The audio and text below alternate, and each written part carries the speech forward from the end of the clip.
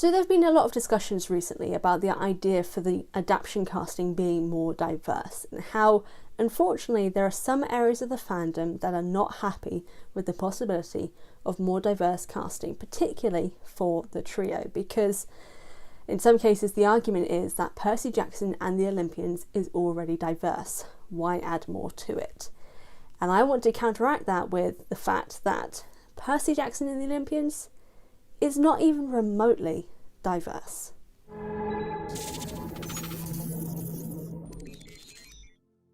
Now, before you start fighting in my comments, let me explain.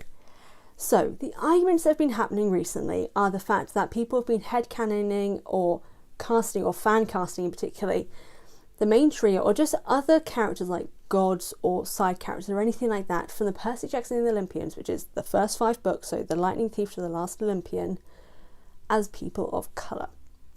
So there's headcanons for like Percy being Latino, or in my case wanting Grover to be non-binary, or in some cases Annabeth being a black girl. And I don't see the issue with it, but some people do.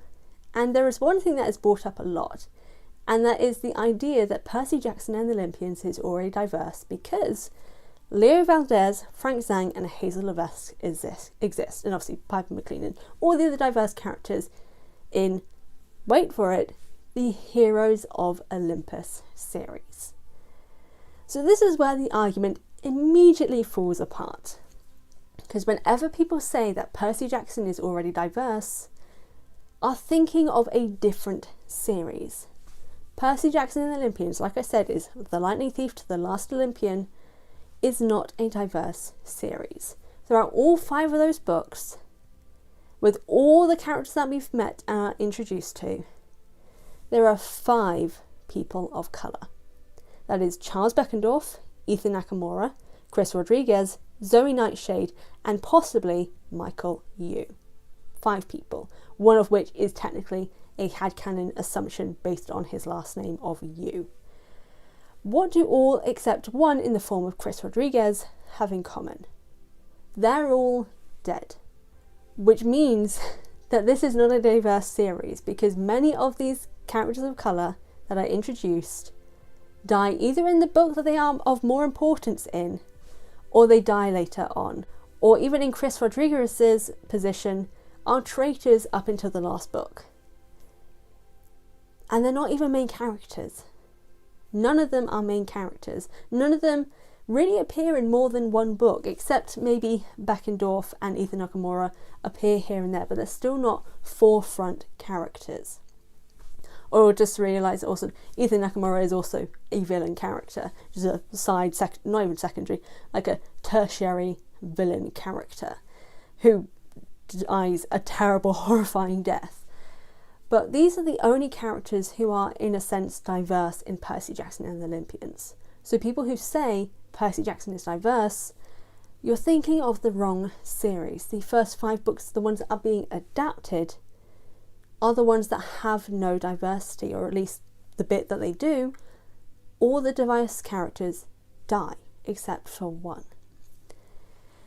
And this is where it leads into further.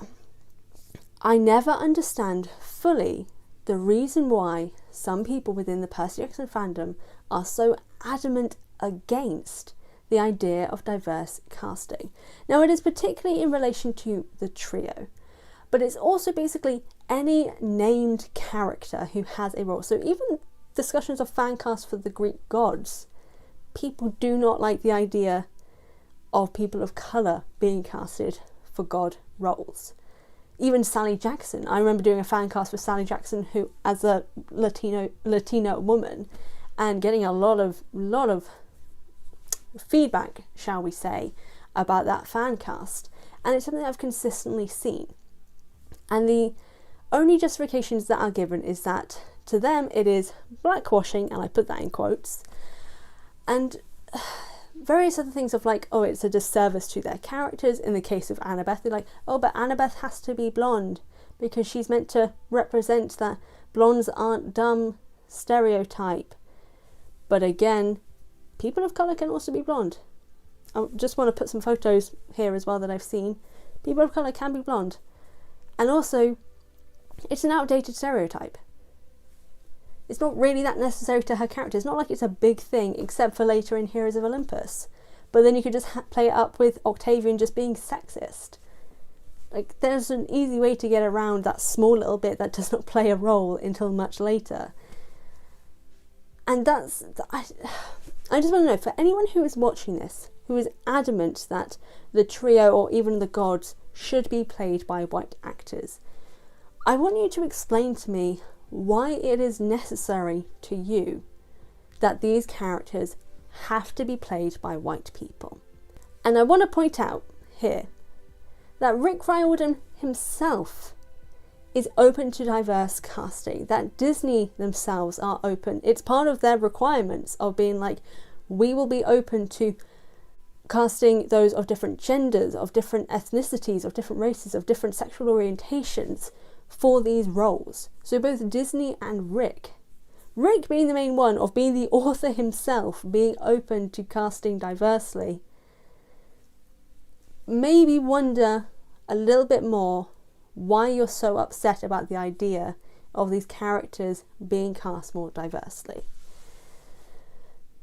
And maybe explain to me as well why you're so against it, because I truly do not understand any of the arguments. So that's basically it. I want to point out the fact that Percy Jackson and the Olympians is not a diverse series. It would be great, considering it's meant to be New York, a very diverse city, and Camp Half-Blood is on the border of New York, New Jersey, wherever. I don't know much about America. But the America is a very diverse place. It would make no logical sense for every single character in this main series to be white. But that's my own opinion. I really don't care. As long as the cast that they bring in, the actors that they bring in, play the role perfectly. I don't care if Percy has green eyes. It's not significant. It's not important. Also, contact lenses if necessary. But their aesthetic appearance is not necessary to their character. As long as the character themselves and the actors themselves can bring this character to life, that is all that matters to me. And that really should be all that matters to anyone else. Because Annabeth not being blonde in the Percy Jackson movie was not why that movie was bad. It was the fact that Annabeth was not Annabeth. Her blonde hair is not necessary to her character.